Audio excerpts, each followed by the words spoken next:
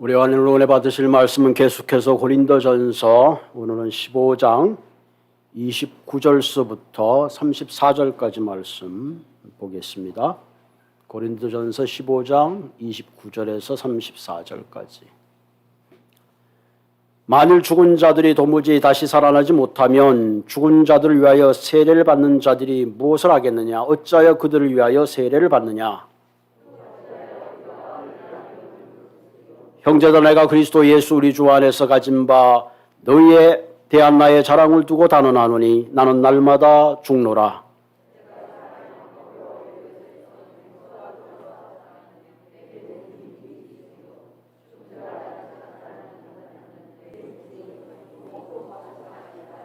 속지 말라. 악한 동무들은 선한 행실을 더럽히나니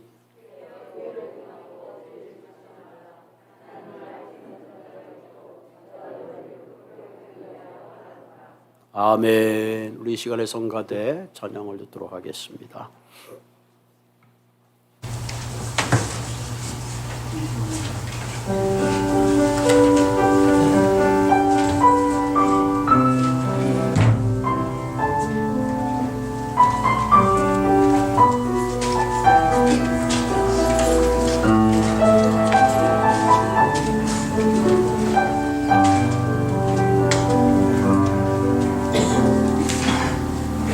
나는 매일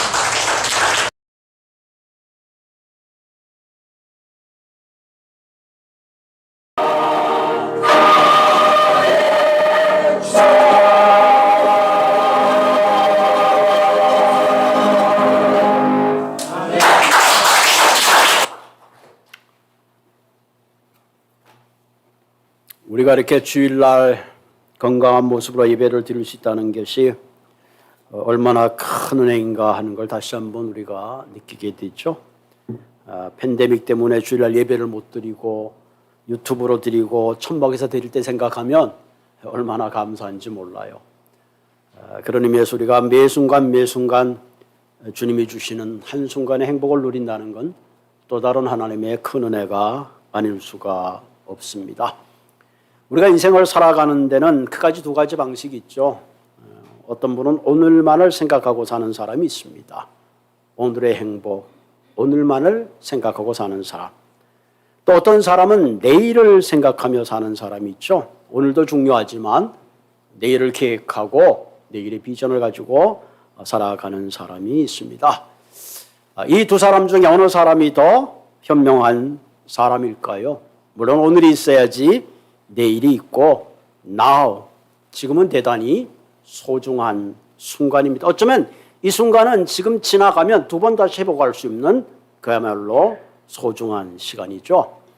미국 격언에 이런 말이 있습니다. Yesterday is a canceled check. 어제는 캔슬된 책이라는 거죠. Tomorrow is a promissory note. 내일은 promissory note. Today is the only cash. 다 좋아하는 캐시입니다. Today is only cash.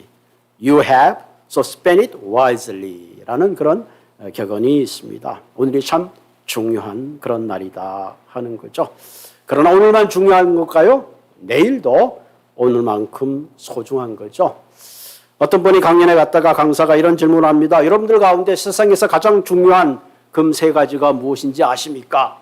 이렇게 물어봤어요. 여기저기서 대답합니다. 황금, 소금, 지금입니다. 그랬어요. 강연이 끝나고 남편이 참 기가 막힌 진리다. 그렇게 생각하고는 부인에게 텍스트를 보냈습니다. 여보, 세상에서 제일 중요한 금 세 가지가 뭔지 당신 알아요? 텍스트가 왔어요. 현금, 입금, 지금. 이 텍스트를 받은 남편이 문자를 이렇게 보냈대죠. 지금, 쬐끔, 입금 이렇게 했다고. 오늘이라는 거 참 소중한 날입니다. 오늘의 행복은 정말로 중요하죠. 그러나 우리가 지금 당하고 있는 현실을 다시 경험할 수 없는 소중한 시간이면 틀림없지만, 그러나 만일 우리에게 내일에 대한 소망도 꿈도 없다면 과연 우리는 오늘을 충실하고 행복하게 살 수 있겠는가 하는 겁니다. 내일이 없는 오늘은 의미가 있겠는가 하는 거죠. 결국은 내일이 없다면 우리는 아무 계획 없이 시간이 흘러가는 대로 마음대로 살 수밖에 없습니다. 그러므로 우리가 진정 경건한 오늘을 위해서는 반드시 경건한 내일이 있어야 합니다. 오늘을 우리는 성실하고 바르게 살 수 있는 그 이유는 내일이 있기 때문에 그렇습니다. 오늘의 행복도 중요하지만 또한 중요한 것은 내일의 행복도 중요합니다. 휴고 아론이라는 분이 계시는데 이분은 가난한 이민자입니다. 그런데 이분이 몬타나에서 두 번이나 주지사를 거버너를 했던 분입니다. 이분은 1891년도에 스웨덴의 가난한 농부로 태어났어요. 그래서 미국을 가기 위해서 페니를 모으고 적금을 해가지고 18살 때 큰 꿈을 안고 1991년도에 보스턴에 도착했습니다. 그가 제일 먼저 배운 영어는 ham and egg. 그가 가지고 있는 돈이 적었기 때문에 늘 갈 때마다 ham and egg 해가지고 끼니를 해결했다고 합니다. 고생하다가 친구의 권유로 서부행 기차를 탔는데 돈이 모자라서 그만 몬타나에서 내리게 됐다고 합니다. 몬타나를 친구와 도박도박 걸어가면서 호수에 비친 자신의 얼굴을 보면서 인생의 큰 좌절을 느꼈습니다. 바로 그때 어머니가 들려주신 성경의 이야기가 생각이 났습니다. 우리가 잘 아는 말씀이죠. 야곱이 형의 장자권을 빼앗고 집에서 떠나서 도주할 때 광야에 눈물 짓고 있을 때에 돌을 베게 하고 있을 때 그때 하나님이 나타나셨잖아요. 야곱아, 내가 너와 함께 하겠다. 내가 어디로 가든지 너와 동행하겠다. 내가 너를 지켜주겠다. 그리고 내가 너를 위하여 허락한 모든 것이 이루어지기까지 반드시 내가 너를 떠나지 아니하리라는 창세기 28장의 말씀을 다시 한번 가슴에 담고 힘을 냈습니다. 언젠간 반드시 내 꿈이 이루어질 것이다. 이후 40년이 흐른 1952년과 1956년 두 차례에 걸쳐서 몬타나의 거버너가 되어서 가난한 이민자의 꿈을 이루었다고 합니다. 사랑하는 성도 여러분, 오늘이 중요합니다. 그러나 더 중요한 것은 내일에 대한 비전과 꿈이 있을 때에 우리는 현재의 고난을 견디고 보다 나은 내일을 만들어 갈 수 있기 때문에 그렇습니다. 그래서 건강한 오늘을 살아가기 위해서는 반드시 건강한 내일이 있어야 합니다. 저와 여러분들은 예수 그리스도를 믿는 그리스도인입니다. 그리스도인은 이 땅에 살지만 동시에 천국을 소망하고 하나님 나라의 비전을 품고 꿈을 가지고 살아가는 사람들입니다. 그러므로 우리는 이 세상에 영광에 취해서 사는 것이 아니라 언젠가는 성취될 하나님의 나라의 꿈과 소망을 품고 달려가는 사람들입니다. 오늘 본문은 이런 꿈을 가지고 있는 사람들이 어떻게 살아야 되는가 하는 꼭 필요한 삶의 자세를 우리에게 소개하고 있습니다. 지난주에는 부활의 첫 열매 되신 주님의 약속과 성취에 대해서 나누었습니다. 주님이 부활하여 첫 열매 되심으로 너희들도 반드시 부활할 것이라는 약속을 우리에게 주셨습니다. 그래서 저와 여러분들은 이런 예수님의 부활의 약속을 믿고 살아가고 그 약속을 가슴에 품고 사는 사람들이 실제로 그럼 우리의 삶을 어떻게 살아야 하는가 하는 그 실제적인 문제를 오늘 본문은 제시하고 있습니다. 오늘 본문 28절에 보면 만물을 그에게 복종하실 때 그때가 있을 것이다. 그때가 언제입니까? 바로 우리가 기다리던 주님이 재림하시는 역사의 종말의 시간을 말하는 거죠. 구약은 예수님의 오심에 대해서 이야기한다면 신약은 예수 그리스도가 오셨고 지금은 예수님이 다시 오신다는 약속을 붙잡고 살아가죠. 그리고 주님이 오시는 바로 그때가 종말의 때입니다. 역사는 시작이 있으면 반드시 끝이 있습니다. 역사가 끝나는 날 주님이 재림하실 그때에 모든 믿는 자들은 부활의 첫 열매 되신 그 예수님의 부활의 몸을 입고 영광 가운데 부활하지만 그렇지 않은 사람들은 심판을 받게 될 것이다 하는 것이 성경의 말씀입니다. 역사의 끝, 종말이 없다면 만일 우리가 살아가는 이 땅의 삶이 전부라면 과연 우리가 오늘을 책임감 있게 경건하게 살 수 있을까 하는 겁니다. 아마 그것이 없다면 분명 아무렇게나 살고 말 것입니다. 그래서 바울은 32절에 이렇게 반문하고 있죠. 내가 사람의 방법으로 에베소에서 맹수와 더불어 싸웠다면 내게 무슨 유익이 있으리요?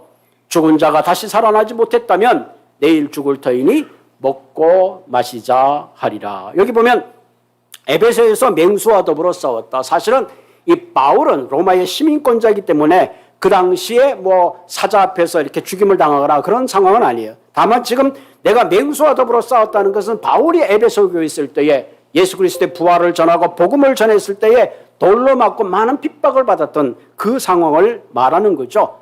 만약에 내가 다시 태어나는 것이 없다면 내가 무엇 때문에 돌판매를 당하고 무엇 때문에 그렇게 살 것이냐. 하루하루 내가 잘 먹고 잘 사는 것이 내게 더욱 유익하지 않겠느냐. 그렇게 이야기를 하는 거죠. 실제로 그 당시 고린도 교회는 많은 에피큐리안 사상이 있었습니다. 이거 우리말로 하면 쾌락주의 사상이죠. 먹고 마시고 오늘을 잘 살자. 이런 그 철학들이 많은 그리스도인들을 잘못된 길로 인도하고 있었습니다. 쾌락주의의 모토는 한마디로 Life is good, make sure enjoy. 하루하루를 즐겁게 살다. 한번 무엇을 먹을까? 무엇을 마실까? 어디로 갈까? 흔히 우리가 말한 노세 젊어서 놀세. 과연 이렇게 사는 것이 과연 성경이 말하고 있는 부활의 첫 열매를 품고 사는 우리들의 삶일까? 그렇지 않다는 거죠. 우리의 삶은 비록 현재적으로 이 땅에 살지만 쾌락을 추구하는 삶이 아니라 내일의 영광을 바라보고 사는 삶입니다. 이때 우리의 삶에 남기는 열매가 아름다운 거죠. 부활의 첫 열매 되시는 주님이 다시 오시마 약속하신 그 약속을 붙잡고 복음이 이 땅에 선포되는 그날까지 우리는 달리는 사명자인 것을 우리는 깨닫게 됩니다. 자, 그럼 이런 부활의 영광을 품고 살아가는 우리는 어떤 자세로 살아야 되느냐? 첫째, 영적 용기가 필요합니다. 본문 29절에 이렇게 나와 있죠. 만일 죽는 자들이 도무지 다시 살아나지 못하면 죽은 자들 위하여 세례를 받는 자들이 무엇을 하겠느냐? 어찌하여 그들을 위하여 세례를 받느냐? 이 본문 29절은 참 좀 어려운 그런 난해한 구절이죠. 한마디로 만약에 죽은 자가 세례를 받는다면 어떤 문제가 첫째는 죽은 자들을 위하여 대리로 세례를 받을 수 있느냐 하는 그런 질문을 하게 되고, 두 번째는 죽었는데 또다시 구원의 기회가 있느냐라는 문제를 제기하겠죠. 그래서 이 두 가지 질문은 기독교 정통 교리나 성경에서 인정하지 않는 그런 내용입니다. 그런데 바울은 굳이 지금 이것을 이야기하는 이유는 뭐냐면, 그 당시 사교에서는 실제로 죽은 사람 위해서 그 당시는 이제 침례라 그러죠. 침례를 받은 사람인 경우는 그 죽은 자가 다시 살아난다는 좀 그런 얼토당토 않는 그런 교리가 있었다고 합니다. 그래서 바울은 그 사교를 믿는 그들에게, 야, 너희들이 죽은 자를 위해서 세례를 준다면 예수님이 죽었다가 살아났다는 사실에 대해서는 왜 그렇게 너희들이 믿지 못하고 그것을 불신하고 거절하느냐 하는 그 말씀을 도전하기 위해서 이렇게 말씀을 하는 거죠. 여러분, 오늘날 우리가 세례를 받는 것은 그렇게 큰 문제가 아니죠. 세례를 받는다는 것은 공개적으로 주님, 나는 이제 하나님의 자녀가 되었습니다. 이제 나는 주님과 함께 죽었습니다. 그것을 공포하는 거죠. 원래 이게 침례교회였어요. 침례교를 사서 여기에 침례탕이 있었는데 이걸 좀 메꾸고 이렇게 지금 강대상을 만들었습니다만은, 여러분이 침례교에서는 세례를 줄 때는 코를 붙잡고 가운을 입고 완전히 집어넣죠. 당신 이제 죽었습니다. 그것을 위해서 침례를 하는 거죠. 그러니까 그 당시 내가 침례를 받는 것은 공개적으로 나는 이제 하나님의 자녀입니다. 나는 예수 믿는 사람입니다 하는 것을 공포하는 거죠. 그러나 지금과 그때 상황은 대단히 다릅니다. 내가 예수를 믿는다고 공포하는 순간부터는 내가 가진 모든 것을 잃을 수도 있고 심지어는 죽을 수도 있는 그런 겁니다. 그러니까 자신의 생명조차도 담보할 수 없는 그 모든 위험을 무릅쓰고 내가 세례를 받고 내가 하나님의 자녀인 것을 공고하는 거죠. 여러분, 우리가 결혼식을 할 때 왜 많은 사람들을 초대하고 결혼식을 하는지 아세요? 그것은 이제 이 사람은 결혼한 사람이니까 건들지 말라, 이 사람에게 속겠음을 이야기하는 거죠. 마찬가지로 세례는 내가 이제 하나님께 속겠음을 얘기하기 때문에 대단히 중요한 의식입니다. 그러니까 내가 예수님께 속겠다는 그 순간부터는 이제 세상에 많은 모든 핍박과 자기의 생명조차 보장할 수 없는 그 상황 속에 자신을 그렇게 익스포즈한다는 것은 실로 대단한 용기가 아닐 수 없습니다. 자, 그럼 죽음을 넘어서는 이와 같은 용기는 어디서부터 시작되는 것인가? 바로 죽은 자가 부활한다는 것. 예수님의 부활이 없었다면 절대로 이런 용기를 가질 수가 없습니다. 그런 의미에서 부활의 신앙은 이런 의미에서 현재적인 고난과 어려움과 죽음까지 넘어서는 실제적인 용기라고 우리가 할 수가 있습니다. 여러분, 이스라엘 백성들이 하나님께 범죄함으로 하나님께서 바벨론 손을 들어서 이스라엘을 치십니다. 그때 많은 젊은이들이 포로로 잡혀갔습니다. 그 가운데 이스라엘의 귀족들과 많은 고관들도 잡혀갔어요. 그중에 머리가 좋고 총명한 자들 왕이 자기의 국무로 불러가지고 그 젊은 친구들을 3년 동안 잘 교육을 시켰습니다. 그리고 3년 동안 교육을 시킨 다음에 왕의 일을 하도록 했습니다. 그때 우리가 잘 아는 대로 다니엘과 3명의 친구가 있죠. 바로 사드락과 메삭과 아벤느고입니다. 이들이 왕의 인정을 받으면서 관리로 일할 때에 느부갓네살 왕이 황금 신상을 만들어서 그 제막식에 모든 관료들이 참석하게 했습니다. 그때 사드락과 메삭과 아벤느고 세 친구 다 참석했는데, 이 나팔 소리와 함께 모두가 금신상에 절을 해야 되는데 이들만이 절을 하지 않았습니다. 이 사실이 왕을 알고 많은 신하들이 저들은 왕에 대해서 그렇게 존경하는 마음이 없습니다. 왕에게 절하지 않았습니다. 저런 사람은 일벌백계로 벌을 줘야 됩니다. 그래서 그런 사람을 어떻게 하면 좋겠느냐? 불구덩이에 던져야 됩니다. 그래서 결국은 사드락과 메삭과 아벤느고는 왕의 명령이어서 영광로보다 더 뜨거운 불구덩이에 들어갈 수밖에 없는 상황이 되었습니다. 그때 이들이 왕에게 한 말은 이런 말이다. 왕이셔, 우리가 불구덩이에 들어갈지라도 하나님이 우리의 생명을 보존할 것입니다. 이 일에 대해서는 저희들이 더 이상 왕과 이야기할 필요가 없습니다. 이 대단한 용기죠. 여기서 한 걸음 더 나가서 이렇게 말했죠. 만약에 하나님께서 우리가 불구덩이에 들어갔는데도 그대로 놔도 우리가 타 죽는다고 할지라도 그래서 우리가 중요한 말이죠. 그리하지 아니할지라도. 다니엘서 28절에 나오는 말이죠. 왕이여 하나님이 그렇게 하지 아니하실지라도, 그곳에 우리를 그대로 둔다고 할지라도 하나님을 향한 우리의 경배, 그분을 향한 나의 사랑, 그분을 향한 숭고한 우리들의 믿음의 절개는 결코 꺾을 수가 없습니다. 그래서 결국 어떻게 됐어요? 사드락과 메삭과 아벳느고는 불못구덩이에 들어갔어요. 쟤도 찾을 수 없는 거 다 타버렸느냐? 그렇지 않아. 성경을 보면은 오히려 머리털 하나 거르지 않고 그 불구덩이에서 살아남게 된 거죠. 그때 왕은 사드락과 메삭과 아벳느고를 봐, 그래, 너희들이 경배 안 하면 정말로 살아계신 하나님이구나. 누구든지 하나님을 함부로 하는 사람은 몸을 토막을 내고 내가 그 집을 거름돌로 만들 것이라고 선포한 거죠. 사드락과 메삭과 아벳느고의 이 정적 절개를 통해 오히려 그들은 더 큰 벼슬을 높여줬다는 기록이 다니엘서에 나와 있습니다. 오늘 우리가 살아가는 세상적 문화들이 우리를 유혹하고 세상적 가치관들이 믿음대로 살려고 하는 우리를 조롱할 때가 있습니다. 이럴 때 우리는 하나님을 향한 영적 용기를 가질 필요가 있습니다. 그때 우리의 삶에 환난이 찾아오고 질병이 찾아오고 비박이 찾아올지라도 이 부활의 용기를 가지고 세상과 맞설 수 있는 것입니다.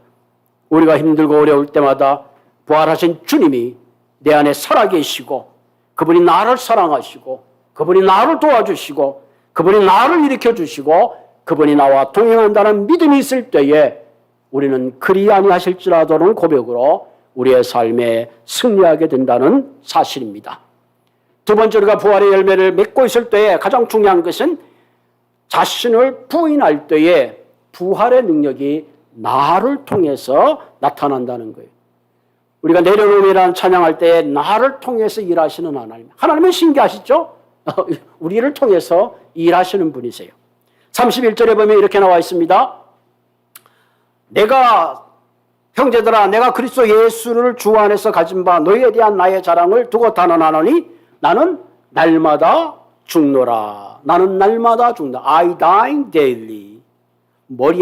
여러분 머리에 염색하는 것이 아니고 나는 날마다 죽노라. 이 죽노라는 본문에 어떻게 해? everyday 죽노라. 이 루터는 이렇게 이 본문을 표현했습니다. 나는 매일매일 세례를 받는다. 아까 얘기했죠? 세례를 받는다는 것은 장사를 지냈다. 너는 죽었다. 우리가 예수 그리스도의 십자가 사건을 믿는 그 순간에 나도 함께 죽었다. 뭐가 죽었다는 거예요? 나의 자아가 죽었음을 말하는 거죠. 그래서 옛사람이 십자가에 못 박혔음을 선언하는 거죠. 이 성경에 나오는 옛사람이란 뭐예요? 예수 그리스도를 믿기 전에 세상을 따르고 육신의 욕망을 위해서 살았던 자신의 자아를 말합니다. 그래서 바울은 이렇게 고백합니다.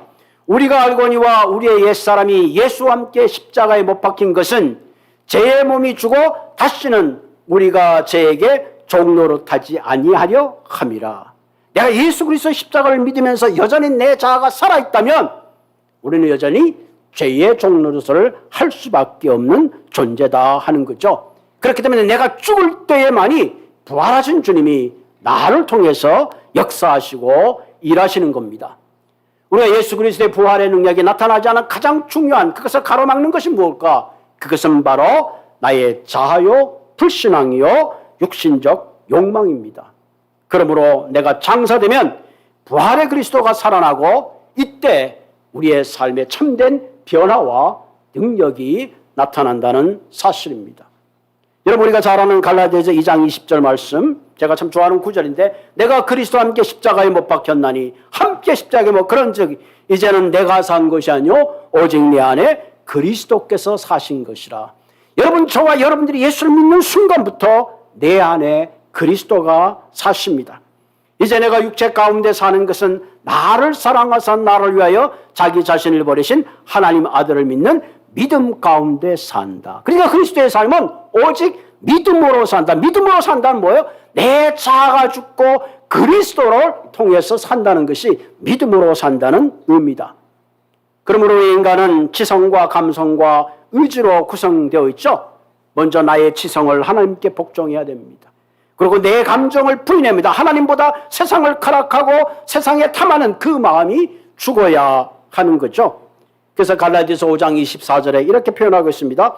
그리스도 예수의 사람들은 육체와 함께 그 정욕과 탐심을 십자가에 못 박았느니라. 그러면서도 여전히 반대로 내가 정욕과 탐심을 가지고 살아간다면 이것은 진정한 의미에서 그리스도의 십자가를 다시 한번 못 박는 그런 잘못된 것을 하는 거죠. 그리고 마지막으로 우리의 의지를 십자가에 못 박아야 한다는 거죠. 나를 부인한다는 이처럼 나의 지적, 감정적, 의지적 모든 것을 그리스도 앞에 복종하는 겁니다. 어떻게 복종해요? 간단하죠. 내가 주님과 죽었음을 선언하는 겁니다. 그래서 로마서 12장 2절 말씀 우리가 잘 알죠. 너희는 이 세대를 본받지 말고 오직 마음을 새롭게 함으로 변화를 받아 하나님의 선하시고 기뻐하시고 온전한 뜻이 무엇인지 분별하도록 하라. 이것이 바로 내 자아를 내려놓을 때 일어나는 변화입니다. 이처럼 자기를 부인하고 나의 지정에 가지고 믿음 가운데 살 때에 부활의 능력은 나를 통해서 역사하시고 일하는 것입니다. 그렇기 때문에 우리는 날마다 십자가를 붙잡아야 합니다. 나를 내려놓는 거 결코 쉬운 일이 아닙니다. 십자가를 붙잡고 기도할 때에 우리는 나를 내려놓을 수 있습니다. 주님 나를 도와주십시오.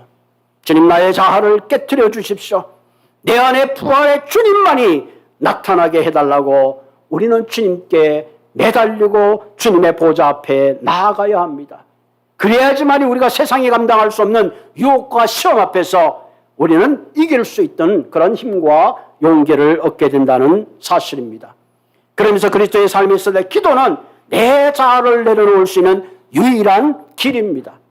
우리가 기도 없이 살면 한순간에 마치 잔디에 잡초가 차듯이 어느덧 내 안에 육신적 욕망, 나의 모든 것들이 들고 일어나서 부활의 능력보다는 내 힘과 내 의지와 내 감정과 내 욕망을 따라 살 수밖에 없는 것입니다.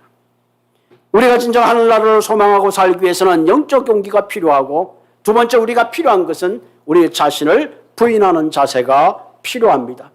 그럼 내가 십자가와 죽고 내가 부인하는 거 끝나느냐? 거기에서 우리는 한 걸음 더 나가야 합니다. 무엇일까요? 거룩한 삶을 추구해야 합니다. 그리스도와 함께 죽었음으로 끝나는 것이 아니라 이제는 나의 자아를 매일매일 십자가에 못 박고 그리스도가 내 안에 나타나서 그분의 거룩한 삶을 함께 이루어갈 수 있어야 합니다. 그래서 오늘 본문 33절에 뭐라 그랬어요? 자, 33절에 보면 속지 말라. 악한 동무들은 선한 행실을 더럽힌다. bad company.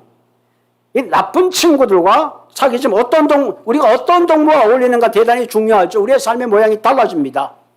술을 좋아하는 사람과 어울리게 되면 어디를 가죠? 술집을 가는 거죠.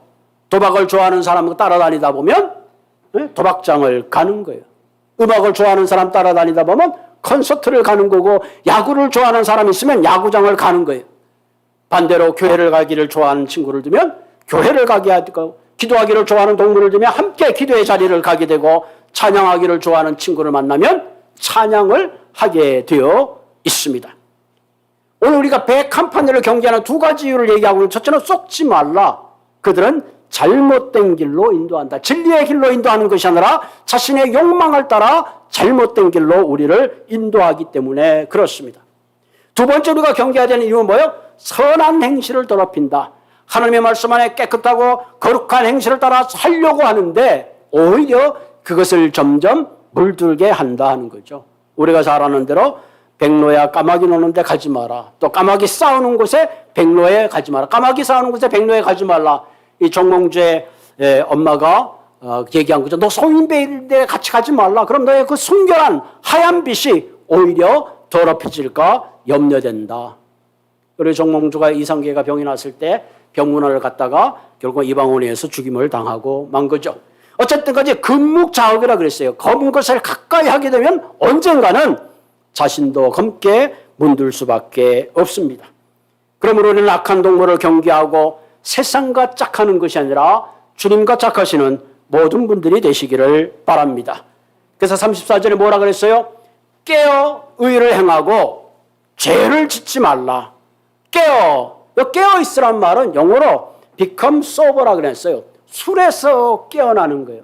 세상에 취한 거에 있어서 깨어나는 거죠. 더 이상 나쁜 동무들의 속임에 속지 말고, 더 이상 너의 행실을 더럽히지 말고, 더 이상 그런 세상의 쾌락에 취해 있지 말고 이제는 깨어나라, 그런 의미입니다. 그래서 의를 행하고 죄를 짓지 말라. 여러분, 우리가 그리스도의 부활을 얘기하고 죽은 자가 살았음을 부활하면서 우리의 삶이 그리스도의 부활을 증거하는 능력과 거룩함이 나타나지 않으면 결코 그 부활의 능력은 다른 사람들에게 감동을 줄 수가 없습니다. 그러므로 우리의 삶 속에 우리는 거룩함과 경건함으로 그리스도의 부활의 사랑을 나타내고 내 삶 속에 그것을 증거하고 보여줄 수 있어야 하는 것입니다.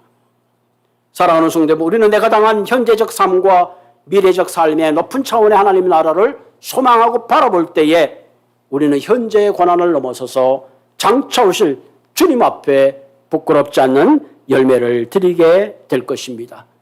지금 우리들의 마음의 중심은 어디를 향하고 있습니까?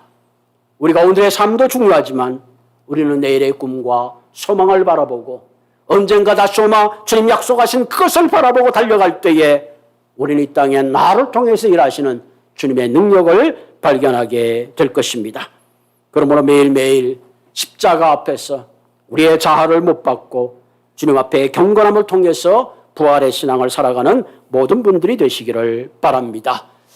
여러분, 언젠가 소개했던 조선의 작은 예수 서서평이라는 선교사를 제가 소개한 적이 있습니다.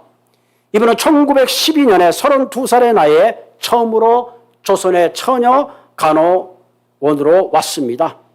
복음을 위해서, 조선을 위해서 철저하게 그리스도로 살았고 조선인으로 살다가 그의 삶을 마감했습니다. 이분은 14명의 아이들을 입양해서 키우고 오갈 데 없는 38명의 가부들을 자신의 집에서 거두어 주었습니다. 늘 깜장 고무신을 신고 그리고 보리밥을 먹으며 그러고 다녔습니다. 이분이 51살 되던 해에 영양실조로 죽게 되었습니다. 이분이 남긴 것은 담요 반장과 깡냉이 가루, 두홉 동전 7개가 전부였다고 합니다. 그리고 마지막 이분이 숨 쉬는 그 순간마저 자신의 시신을 의학용으로 기부를 했다고 합니다. 서서평 선교사가 짧은 삶을 살면서 세상에 남기고 싶었던 것은 오직 예수의 사랑을 전하는 것 뿐이었습니다. 세상의 관점에 보면 이처럼 초라한 인생이 있을까? 그러나 하나님의 관점에서 봤을 때는 이처럼 위대하고 존귀한 삶이 없는 겁니다. 어느 날 그분의 방을 정리할 때 베개 밑에 메모로 이렇게 적혀 있는 것을 발견했다고 합니다. Not success, but service. 하나님이 기뻐하는 사람은 세상의 성공자가 되는 것이 아니라 섬기는 자가 되는 것입니다. 사랑하는 성도 여러분, 이 땅의 모든 것은 풀의 꽃과 같습니다. 우리 모두 하나님 나라의 비전을 가슴에 품고 존귀한 삶을 이어가는 분들이 되시기를 바랍니다. 여러분, 마가복음 10장 45절에 내가 온 것은 섬김을 받으려 함이 아니라 도리어 섬기려 하고 자기 목숨을 사람들의 대성물로 주려 함이라. 만군의 하나님께서 이 땅에 오셔서 섬기러 오셨을진데 어찌 우리가 그의 삶을 따라 살지 않을 수가 있겠습니까? 오늘 이 말씀을 통해서 다시 한번 저와 여러분들 주님 앞에 영적 용기를 가지고 자기의 자아를 내려놓고 날마다 거룩함을 추구하시는 모든 분들이 되시기를 주님의 이름으로 부탁을 드립니다. 같이 기도하겠습니다. 하늘의 영광을 버리시고 친히 섬기러 오신 하나님, 섬김을 넘어서 자신의 목숨까지 주신 예수님, 이 시간 하나님 다시 한번 주님의 말씀을 묵상하면서 나를 위해 십자가로 오신 주님을 고백할 뿐만 아니라 이 시간 다시 한번 나의 자아를 십자가에 못 박고 이제는 내가 사는 것이 아니라 내 안에 오직 그리스도 예수만이 살아가는 우리들의 삶이 되게 하여 주시옵소서. 때때로 하나님 세상의 많은 유혹과 때로는 하나님 육신적 욕망을 다스리기가 힘들고 어려울 때마다 우리가 십자가 앞에 나가 기도하게 하여 주시고 주님을 붙들게 하여 주시고 다시 한번 주님 앞에 주시는 힘과 용기를 가지고 세상 사람들이 감당지 못하는 복음의 능력을 가지고 나아갈 수 있도록 주님 인도하여 주옵소서. 이곳에 하나님 거룩한 제단을 세우시고 이곳에 하나님 우리를 불러주셨사오니 아버지 하나님의 짧은 인생 사는 동안 우리의 삶을 통해서 진정 부활의 능력이 나타나는 우리 한 사람 한 사람이 되게 하여 주시옵소서. 나사렛 예수님의 이름으로 감사하며 기도드리옵나이다. 아멘. 우리 317장 찬양하시면서 교환 예물